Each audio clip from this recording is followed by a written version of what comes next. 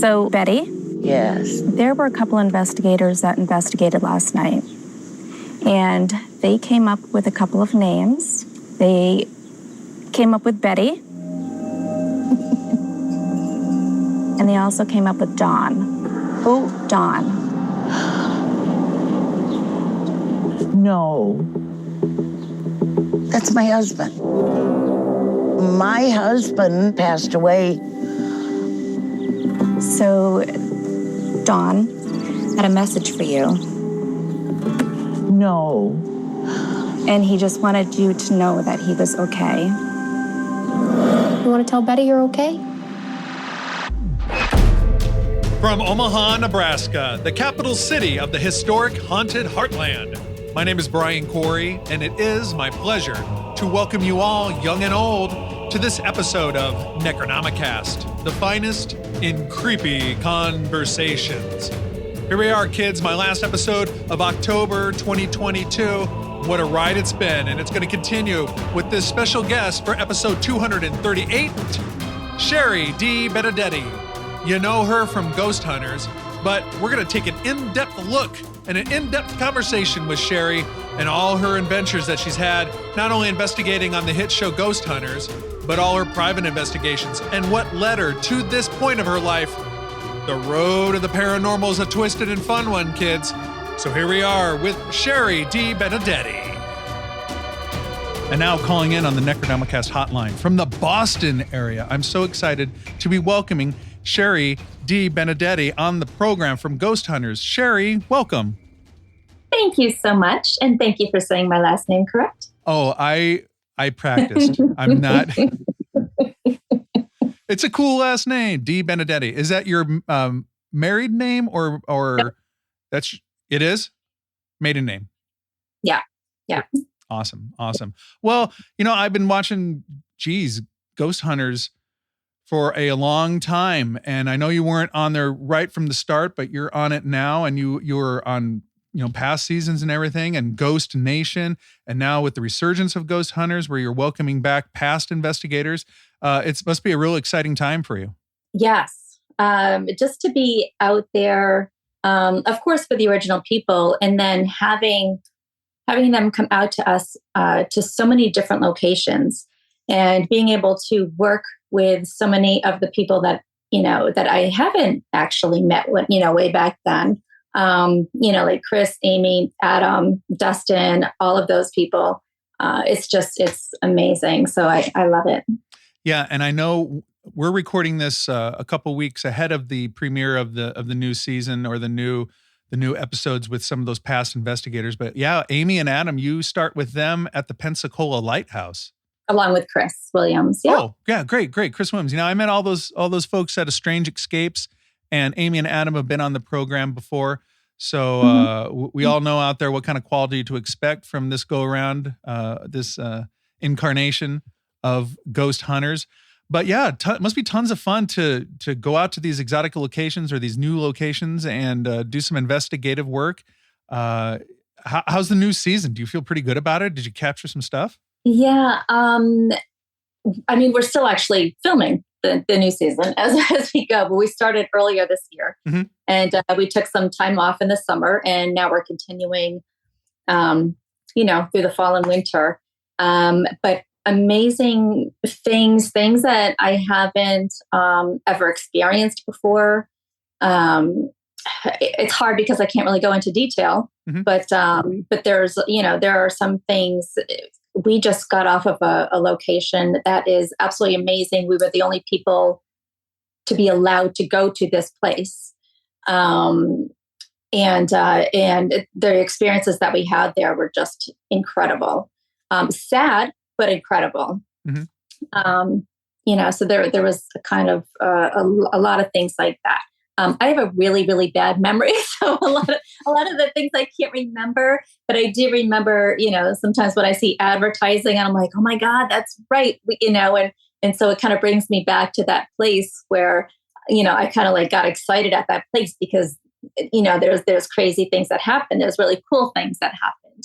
I know I've had this, I've asked this before of different people that are on television programs, but you guys film a lot. You have hours and hours and hours and hours that you whittle down into like a 42-minute episode. So I understand like you guys could be filming and filming and filming and you have this recollection of hours and hours of stuff, but then it's up to the editors and producers to shrink it down into a television show. So I understand where, your memory might not serve. Like, did that make it in the show or is that in the cut? Or that must be a little strange there. There are some things that didn't show up. Like I saw, I watched the episode and there was something really cool that happened, but it didn't make it to the 42 minutes. Now I understand because, we're there at least a week. If the people want us to stay there longer, or if we need to do more, whatever we need to do, we'll stay there, longer, until, the client feels comfortable. But a lot of times, we're there for a week. So yeah, you have all of that and you have all the DVR footage and you have the regular cams that, we bring around with us, the recorders. We go through all of that stuff. So yeah, you're pushing all of that into the 42 minutes. So I understand that a lot of that stuff isn't going to make it. But there was like, for example, one of the prisons we were with the Ghost Brothers and Dustin. And it was the last season. And Dustin, Dalen, and I were down in the tunnels. And there was like a point where we heard somebody, we kept yelling down the tunnel, like, hey, come on over and whatever. And so all of a sudden we hear footsteps, but the footsteps were above us. So above us is just dirt. Okay, dirt, grass, it's in the middle of a field. But we heard the footsteps like they were like somebody was walking on boots and hitting, footsteps and stuff. And so they came over and then they started answering us with the stumps because we're like, okay, 1 for yes, 2 for no, so they were answering us. Yeah. And we, the three of us were like, oh my God, like it was just so crazy how everything was going on. And so because we were talking and we weren't paying attention to that person, they started walking away. And then we heard them walk away down to the end. And we're like, but that stuff like that never made it. But it was pretty cool. And it was such a huge experience that the three of us had. But unfortunately, it never made it. So yeah. So even though we had, we have all these experiences, we don't exactly know what's going to make it to the end of the cut. Do you ever have like a watch party? Like, hey, we're going to have a watch party and we'll find out what made the cut? Not with my group. It's just, like family and friends, they'll come over and, and they'll watch it. And I'm watching it for the first time too. So I just have never, I have no idea. That's super exciting. So, I've heard stories and I've heard you talk before and describe how you became interested and, involved in paranormal investigations. And it all starts with kind of a harrowing story with an encounter in your own residence with an apparition back in the 90s. For people that aren't familiar with that, if it's all right with you, could you talk a little bit about because it's very interesting to me, like how people go down this path and how they open the door and start walking through thinking about the afterlife and the paranormal and the supernatural. Would you mind just taking a minute or two and just kind of talking about what got you involved? Sure. So, probably, like everybody else, when you're younger, I saw shadows, I would see things moving and stuff like that. But I guess I didn't really understand what it was. I didn't know about ghosts and spirits and everything like that. I just would see things and maybe it's just my mind going crazy. I don't know. I just kind of put my blinders on and just kind of ignored those things. But yeah, so it wasn't until my 20s, in the 90s where I was at a boyfriend's house. And I never know what to call him because he became my ex-husband. So I never know, how do I talk about him? I'm sure you know what to call him. Yeah, I know. Yeah, you could bleep me out if anything wrong. So he was my boyfriend at the time, and I just got back from his house. And, I just got ready for bed. And as soon as I laid down, something grabbed my ankles and held my ankles down. So I got up, the first part of my body got up to see, what was holding on to my ankles, and there was nothing there. And then all of a sudden they grabbed my wrist, both my wrists, and pushed my wrist down to the bed. And then I was trying to call out to my parents down the hall, but they put their hand over my mouth and pushed my head down to the pillow. And, like I could even feel, like I felt the fingers, on my lips, and you can tell like it's a hand. It wasn't pressure or anything like that, because I can move like the rest of my body. It was just them holding down. And so as soon as that happened, a full body apparition of my boyfriend at the time appeared at the bottom of the bed. And full body, just like you and me, very solid, everything, from the hair to what he would wear. He wore like sweatpants, sweatshirt, and the whole body build. And then he walked over to me and he kind of like leaned down, just looking at me. So we were looking at each other, but his face was like, you couldn't see his face. It was just like a dark, like if you're looking outside to the sky, it was like that black distant look. So that's what that looked like, his face. And I have no idea how long he was there for, like no idea. And then he leaned back up, and then he started walking, and I heard like the footsteps in the carpet, and his like the legs, the clothing, when you're walking, like your thighs. So I heard that. And then he walked across in front of my bed where my door was. The door opened up by itself. He went out, and that's when I noticed like he didn't have anything from his knees down. And then the door shut behind him, and then everything got lifted up. Or lifted off of me. And for about like a year, like my TV was blasting because I didn't want to hear like the footsteps or the clothes. I didn't want, like the lights were always on. So I didn't want to see any shadows or anything appear in front of me. Like the closet doors were always up or open because I wanted to make sure like there's nothing in back of the closet.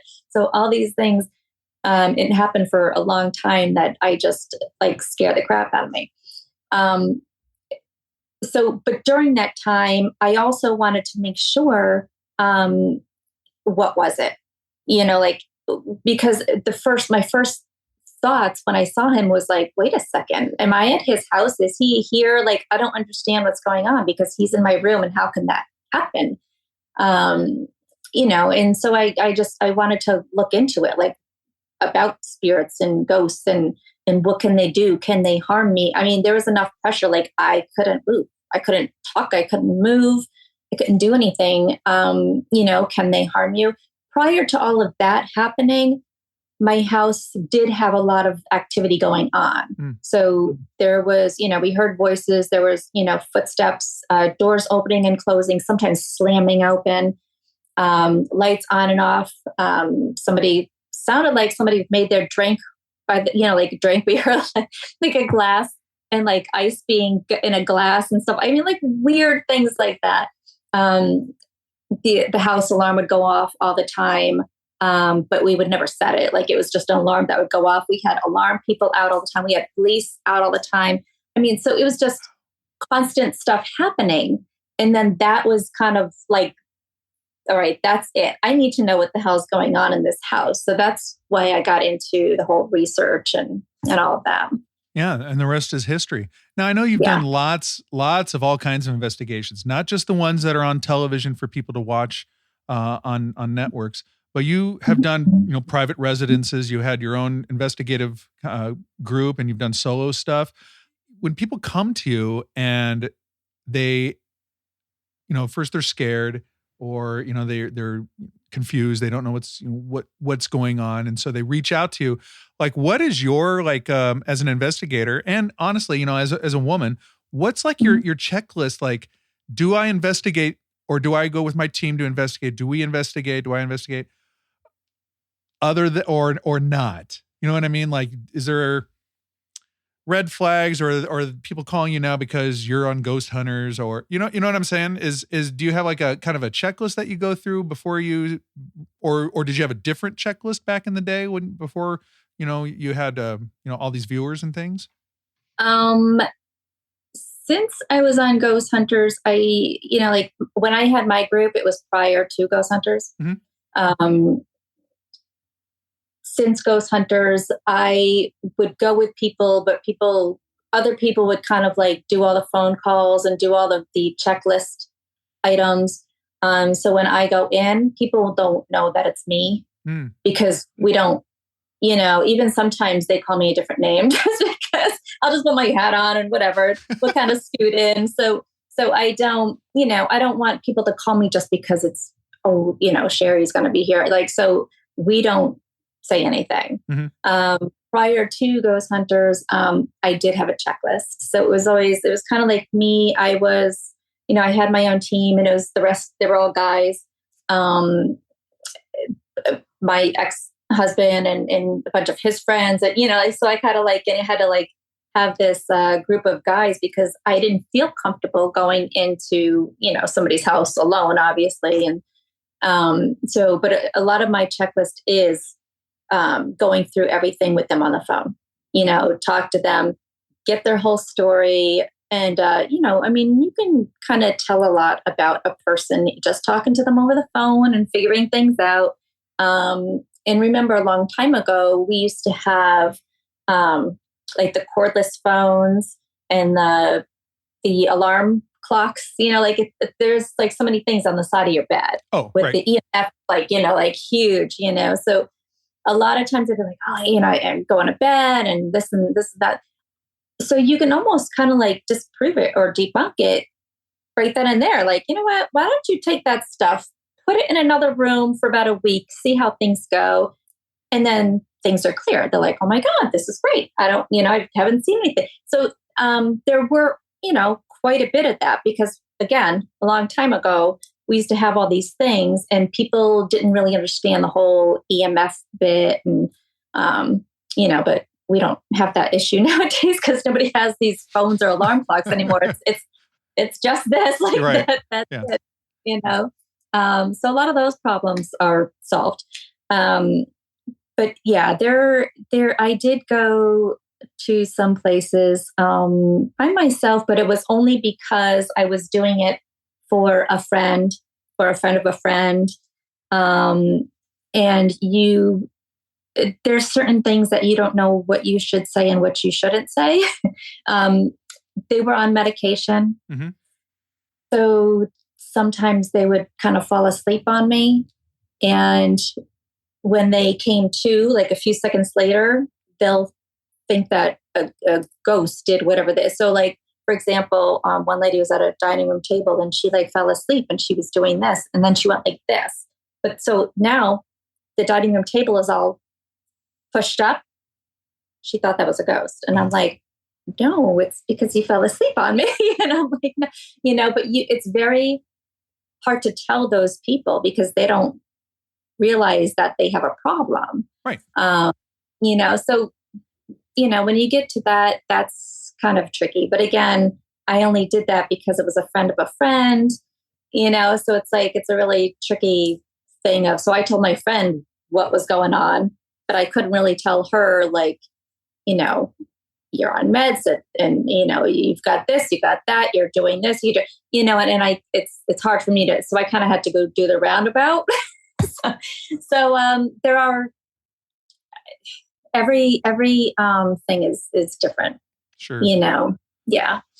But I did mostly residential. I wanted to, the reason why I got into it is because I wanted to help the residential. So I didn't really get too much into all these big places that I'm doing now, with ghost hunters and stuff. But I did 99% residential for many, many years right after, during when I had my group and even past that.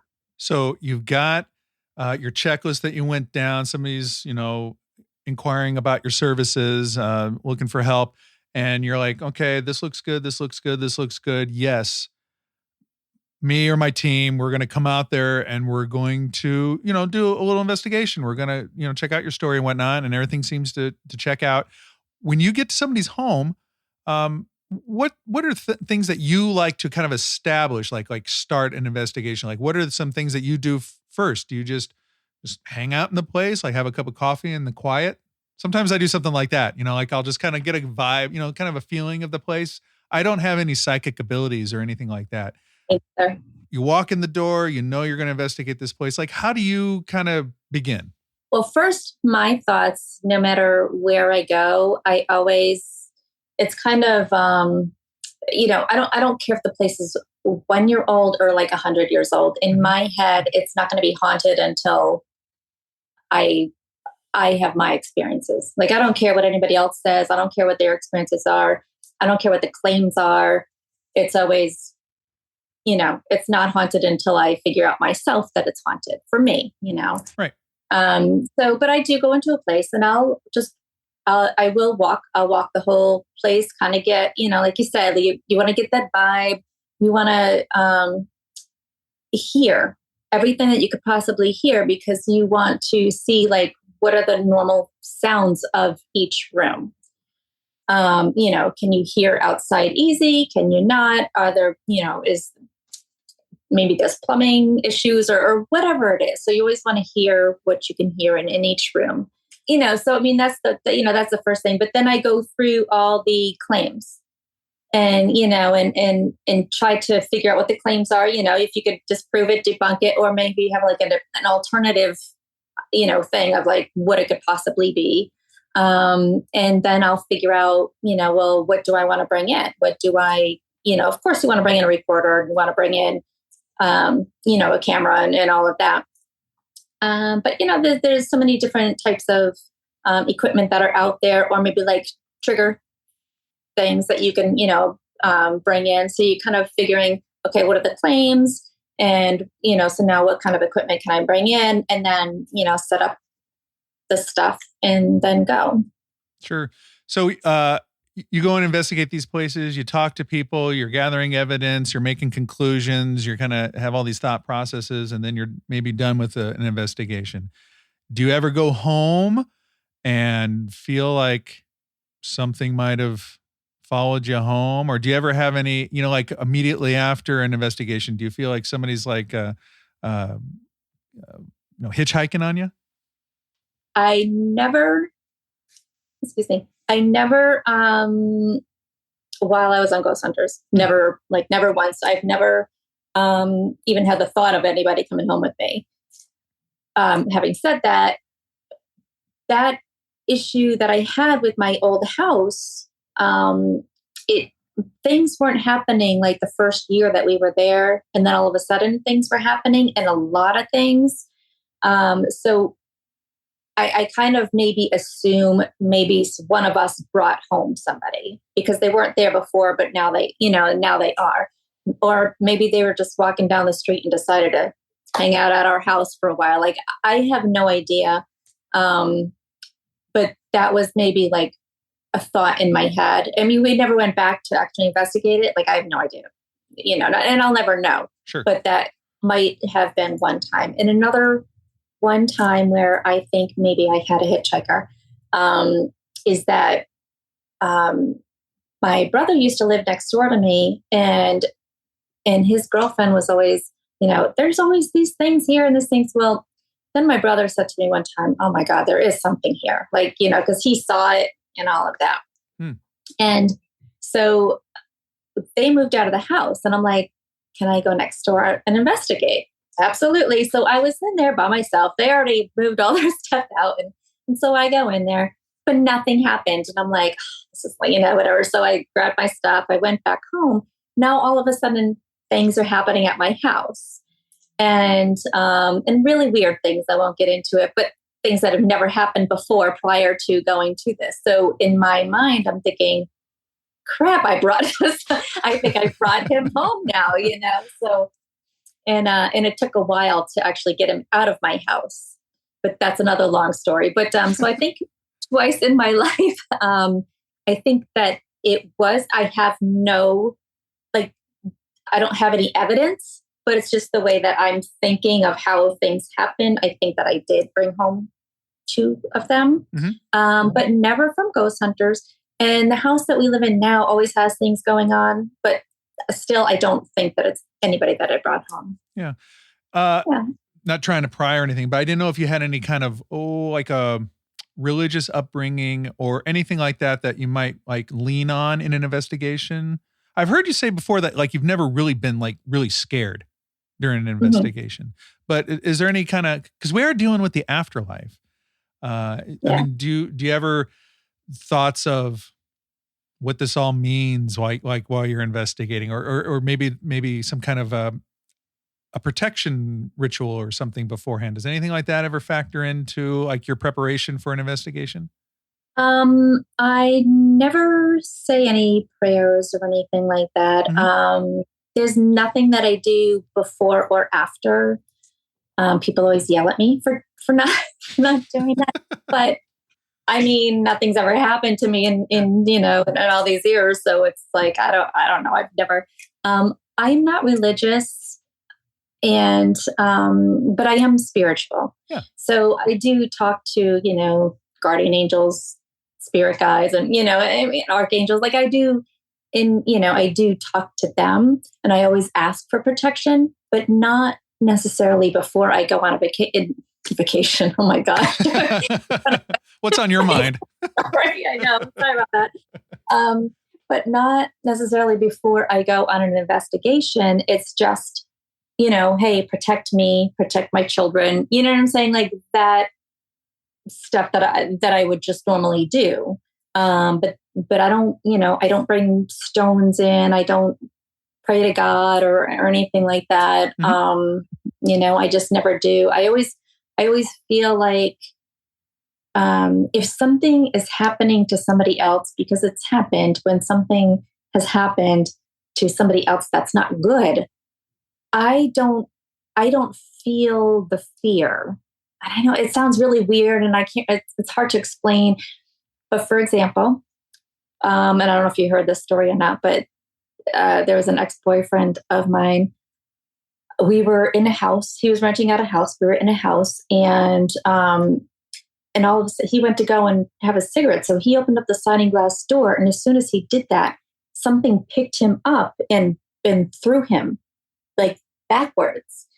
And so I saw him going up and then down, and then like kind of like sliding on the floor, and then he hit his head on the stairs. What are you writing down? I'm taking notes, so I'm what you call a prepared host, kiddo. I'm just making sure you're like, yeah, this girl's crazy. No, it's called a follow-up question. No, but I want to hear about this because I do have a follow-up question. So yeah, okay, so he's getting picked up and thrown. Continue. This is great. Yeah, so he got picked up, and he went back, and then he slid into the stairways where he hit his head. So that's where he stopped. And, and I ran over to him like, okay, are you okay? And everything. And he's startled and everything else and upset. And I had to be like, okay, whoever's here needs to stop, go away, blah, blah, blah, whatever. But that happened. But I didn't feel any fear. It was almost like, whoever did that's against him, like not against me. I didn't, I didn't do anything. Like it's all against him. Yeah. Was he part of your team? I mean, was he into the paranormal or? No, nothing. Like he was very much, there's paranormal doesn't mean like he's kind of like an engineer who just doesn't believe in it. Like a lot of them, I work with a lot of them, but they just didn't believe in the paranormal at all. Does he now? He does now. Yeah. He does. Because there's a lot of other issues that was going on, and I was trying to help him through the process. Yeah. Of there like to me there is an afterlife. I believe in ghosts. I believe in spirits. I believe in all of that. I've had enough in my over 25 years of experience to believe that that there's people around us, and he, without me actually having to prove it, there's all these things that had happened to him. Maybe because I said, could you please do something to him so that he knows? Oh, there we go. Because he wasn't listening to me. And so I was like, man, how can I get him to like believe so that he doesn't think that I'm crazy with all of my stories? And yeah, he did have a love. I didn't mean to like, that way. But yeah, there was a lot going on with that. See, I've read quite a bit recently about like psychokinesis and stuff. You might have been the instigator in moving him with your mind. He should listen. He should listen next time to you. Well, it's an ex-boyfriend now. So Yeah. Well, yeah, that's all super interesting. And, you mentioned just a second ago, 25 years of experience that you've been doing this, not only just in the public eye, but doing private investigations and researching on your own over these decades that you've been doing this and involved with this. And I just wonder, as a woman starting out 25 years ago, did you feel any pushback from the male side of the paranormal community? Just kind of like, well, what is she doing? What does she know? Or did you feel anything like that? Is it getting better? Or are we all just still a bunch of meatheads? No, I think dealing with the paranormal when I first started, I actually dealt with so many more women than men. Mm-hmm. They're the ones who would talk to me about things. They're the ones who wanted me to come to their house. And it wasn't the men, it was the women. So woman to woman, they were able to talk to me. Yeah. The guys, a lot of guys would be, oh, you believe in that, whatever. And like, yeah, I do, but even the ones I don't believe, they all had a story for me, so it's like, well, okay. So there's at least a question about it, like you're not definite, no, there's nothing, like you're still wondering, you're questioning yourself, but I don't want to because I don't want to say I really didn't have too much problem, the guys would start, over the years, you could see more and more guys talking about it. And over the years, you can see more and more male investigators. Obviously, a lot more than female investigators. I really didn't know too many female investigators for the longest time, but I think more the guys that have, because I used to work with a lot of teams. So not only my team, I would go out and help other teams, whether they were TAPS groups or non-TAPS groups. I just, in my local area, hey, if anybody needs help, we just all kind of help each other. And there wasn't any, oh, you're a girl, I don't want you to help. It was never like that. Oh, good. Yeah. And I think that the more that people see that, like how serious I am, it's not like I'm just gonna, hi, I'm showing up, and whatever. It's just, this is what it is. This is like, here's the history of the house. There's this, here's that. And so they see that I'm interested in this. It's not like I'm just some girl who just wants to go ghost hunting, like I'm interested in doing the actual work, like, making sure this client is okay. And then, so really, I honestly didn't really have any issues back then. In TV, I don't have any issues with the people that I work with. I have no issues with that. I do have issues with the women that are out there that are, oh my God, there needs to be more women in the TV world. And, it's just ridiculous that you only have, like 2 out of, so many men and blah, blah, blah. But they're the ones who are always yelling about, like they attack us. They completely attack us. And I'm sure probably the other women that you talk to say the same thing. Like they're the first ones that attack you. And it's like, well, you want more women out there, but yet we're out here and you're attacking us. And it's just this whole jealousy, unfortunately, that women have, Mm-hmm. And so, I remember going on Ghost Hunters, like one of the first episodes, and I call them the boys. The boys would always, they, do not read comments. Like, do not read comments. Yeah, but sure. How can you not read comments, right? So it's like, so I made him like, and, who's this girl? Who's this, what? And I mean, everything was just negative, and I'm like, but I just have to keep saying to myself, no matter what girl is in that group, they're going to trash them. So don't worry about it. It's just a jealousy thing. Just don't, and just keep going. So, and when I talk to other people, I'm like, don't read the comments. I mean, you can, but you got to have a thick skin to really, deal with it. So having issues with men, no. Having issues with women, yes. Well, that's really interesting. I thought it might be a little bit different, your answer. Just being a guy and all this, there's always, especially when you're dealing with something that's somewhat could be possibly scary. There's always sometimes like a macho test of bravery, test of manhood kind of a thing, bro kind of stuff. And I shy away from that, but that's really interesting. I got to tell you, I'm super, I'm jealous of you. And the reason I'm jealous is that I've lived in Nebraska all my life, and I've never been to Crofton, Nebraska, to the Argo Hotel. And I saw it, you guys were filming there. I saw it on Facebook or something, they posted that there's, going to be some activity there, or maybe it was after you were there. But you guys had an episode of Ghost Hunters in Crofton, Nebraska, 2.5 hours away from where we record this show. You sometimes when you see these small places, you're like, not going to get, not going to get much. But it was amazing. We did, again, I can't remember everything, but I do remember hearing like voices and noises and things like that. But I think the majority of our whole thing is Satori and Cody doing what they do and getting that information, and, we tried to find anything and everything that they were talking about. And we're like, I just don't even know where the heck you even find that stuff. So, but I think that was probably one of the first times that I've seen them do what they do. There's no really word for it. And it's amazing. Like, it is just truly amazing. Like, I've never seen it done before. These are like the only two people that I know can do that. Sure.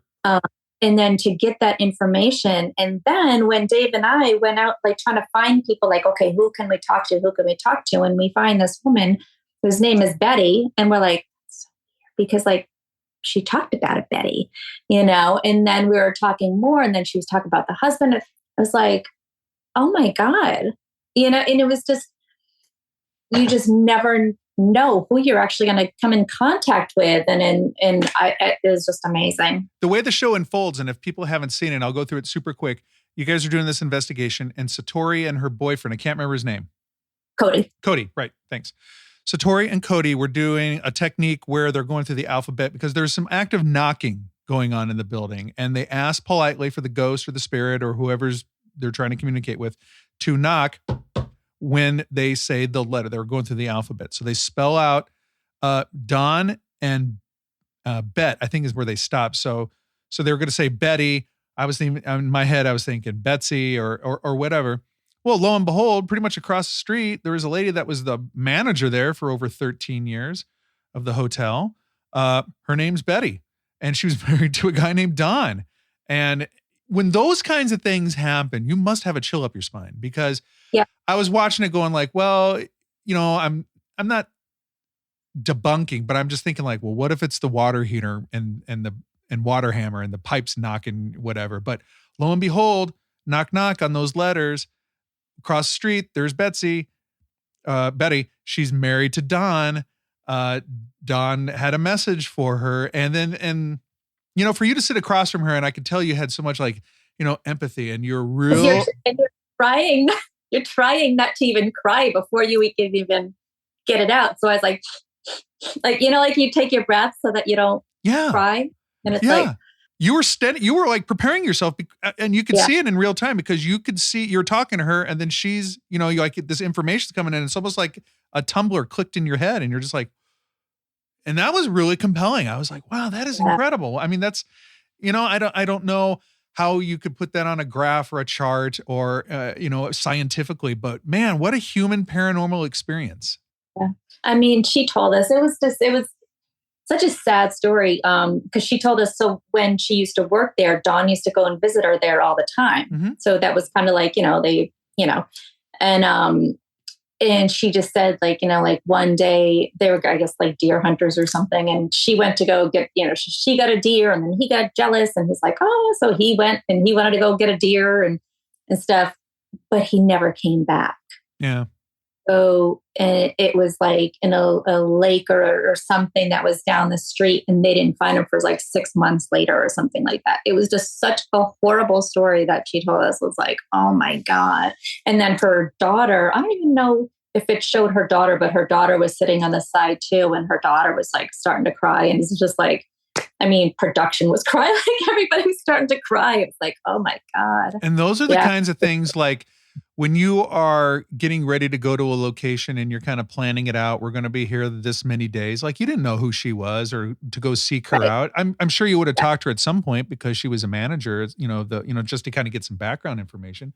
But for all that stuff to kind of just happen, and that's why with these paranormal things, it's just such they are at their nature just such a personal human experience, and for you, to make that connection with her and Satori and Cody and everybody involved, I was watching that and I was like, wow, that's something else, It's just part of this weird mystery that's out there. And you guys just kind of found a little key to it somewhat, or a little clue. We don't know how it all factors in. I mean, it's amazing with some of the things that we do come up with. I remember this was even before Ghost Hunters. Like one of the first ones that kind of got me into like, oh my God, like I just help this family type of thing. And it was a mother and a son and a daughter. They lived in this house that was built by her grandfather. And her grandfather was not the nicest man. I guess he drank a lot, whatever. So then her father didn't have a great childhood. So he never stepped foot back in the house. Like he wanted nothing to do with the house. So he would never come in, like parties or anything, never come to see see his daughter in the house. And so the reason why I went is because now her son turned 16. He's out driving all the time. Well, I guess he started drinking. And I'm kind of getting ahead of myself. Anyway, so her son always had, like, he was in the living room and always had all these things happening. So like knocking on the front door, things like the handle was jiggling, like somebody's trying to get in, things were moving around and stuff like that. So anyway, she called me in, and then, I had the recorder, and I got this older man saying, so-and-so is drinking, so-and-so is drinking. Like he kept repeating himself. And I had the mother and the son in the room with me because I'm like, let's all work together. Let's try to see if we can figure things out. And so she's like, oh my God, the voice, she's like, that's, because of all the other questions that she was asking prior to, she knew that she was talking to her grandfather. Then he started saying, so-and-so is drinking, and it kept repeating himself. And so when the mother's like kind of confused because she knows that he was a drinker and she, and all of this, but she would never think of her son being drinking, she went to the bathroom. And so when I asked the son, I'm like, listen, are you drinking? And he's like, doing one of these. And I'm like, no, you really need, you really need to tell me because this is my job. Like, I need to know what it is, because otherwise, if you don't tell me the truth and you really are drinking, your grandfather's going to keep doing whatever he's going to do. Wow. And so he's just like, yeah, I'm drinking. And I'm like, okay. And I said, well, I think you should probably tell your mother because, this is why I'm here. And I didn't want to say anything because I didn't, but it's just like, you're kind of like caught in the middle of, like this whole family thing. But when she came back, he did tell her, yeah, Mom, I've been drinking this and that. So I guess he's been drinking and driving and all this other stuff. So, and then, so then the son got pissed because he's like, what the hell? My great grandfather's coming down and, telling my mother that I'm drinking and kind of like ratting me out and whatever, and then there was like a lampshade that was right near his head. And like the grandfather like hit that thing. So he like scared the crap out of the son. And so the son was like, okay, I'm not drinking anymore. I'm not drinking. So like, he was like freaked out. And so we had that issue. And then also with the father. So, I said, also, while we have you, your son won't come into the room because, won't come into this house because of, whatever. So he ended up saying that he's sorry to the son. And, so I got that on EVP and stuff. And I told her, for the reveal, I would like for your father to come into the house, because she wanted the whole family there. So the whole family there. I said, well, have your father come because he really needs to hear this. Yeah. And not only did we maybe save her son's life from drinking and driving, I don't know, but we also got the father to come in and hear his dad saying, I'm very sorry. And then he starts breaking down and crying. So there's more, so it's, some of these things get so emotional, and it's like, it's emotional because, okay, they have closure and all of that. But, did we save this kid also? I don't know. So, but this is another reason why I love doing it. Yeah. It's that mystery. Who knows what was going on there and what forces were at work. And, yeah. it's endlessly fascinating. And for you guys to be able to, be in that situation and to witness that firsthand and to try and make sense of it with that family, that's powerful, very powerful, Yeah. When I'm a pretty weird guy. All right. So I'm down with ghosts and Bigfoot and aliens and somehow I'm in my mind, I'm trying to find out a way that they're all somehow connected somehow, or the weirdness is all, part of one crazy spider web. Do you ever go down any of the alien or UFO or Bigfoot or anything like that? Or are you just a ghost lady? I'm just a ghost lady, but yeah, I'm never looking for Bigfoot. I'm not a woods person. Yeah, I'm not either. I've read a million books on Bigfoot, but you're not going to catch me out in the forest for real. Yeah, no, I'm not going out there unless it's haunted, but I'm not looking for Bigfoot. All right. Fair. And no, so I want nothing to really do with that. Aliens, I've never seen one, but I have seen a UFO. So I come from upstate New York. And so my grandparents, they had their house, they had like a bunch of warehouses in the back and stuff. Over one of the warehouses, it just kind of, I think it's just hovering over one of the warehouses. So my grandparents were having a party and the dog started barking like crazy. So a bunch of us went out there to, see what's going on.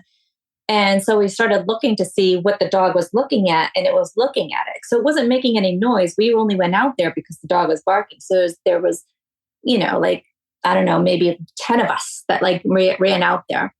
And so it wasn't just me. And then I'm crazy, it was a bunch of us that actually saw it.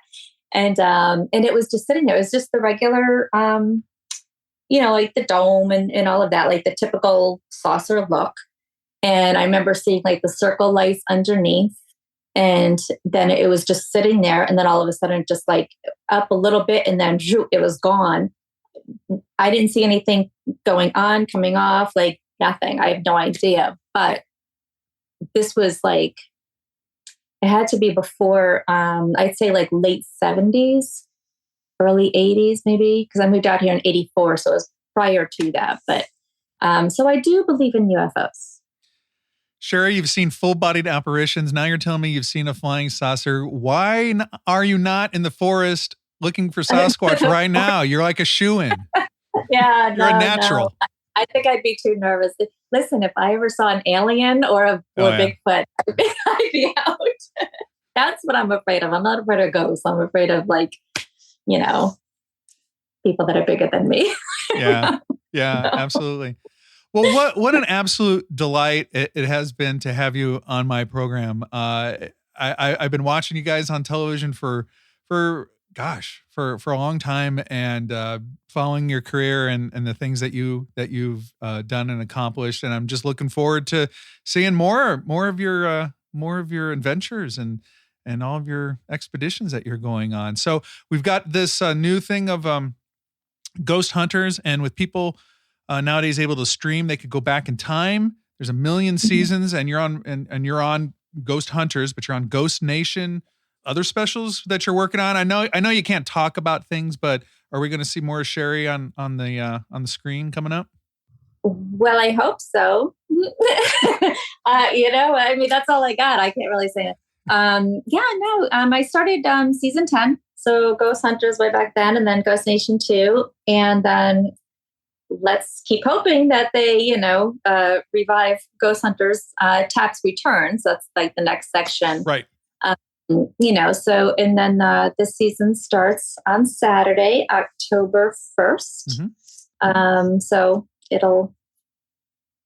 I know this doesn't come out until later after, right? October 28th.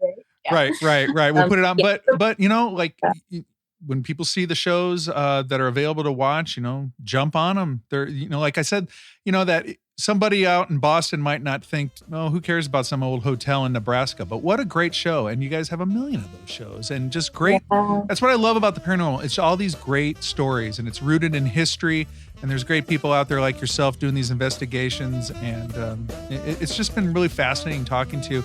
And what a great time. I just really enjoyed it. Oh, thank you. Everybody, I've had the pleasure to have Shari DeBenedetti on the program, and you can catch her on Discovery Plus. You can catch her on the Travel Channel. You can catch her on all these places where you go for your paranormal entertainment. Shari, thank you so very much for being on the program. And thank you very much for having me. You bet. Bye. Hey, there we go, everybody. Episode 238 is in the books. Shari DeBenedetti. Wasn't she great? I'd like to take a minute to thank all 6 of my October guests, spanning 5 episodes, starting with Heather Taddy, Katrina Weidman, Becky Ann Galantine, Harriet McFeely, Alex Matsuo, and of course, Shari DeBenedetti. I'm not gonna lie, 6 guests, 5 episodes, hosting a sold-out live event featuring John E. L. Tenney in October, and hosting The Shining at the Benson Theater. What a busy month. I still got to go trick-or-treating. So thanks, everybody, for listening, supporting the show. Next up on Necronomicast in November... Oh, I almost gave it away. Here's a hint. Go watch 28 Days Haunted on Netflix. Take care, everybody. Happy Halloween. And good night.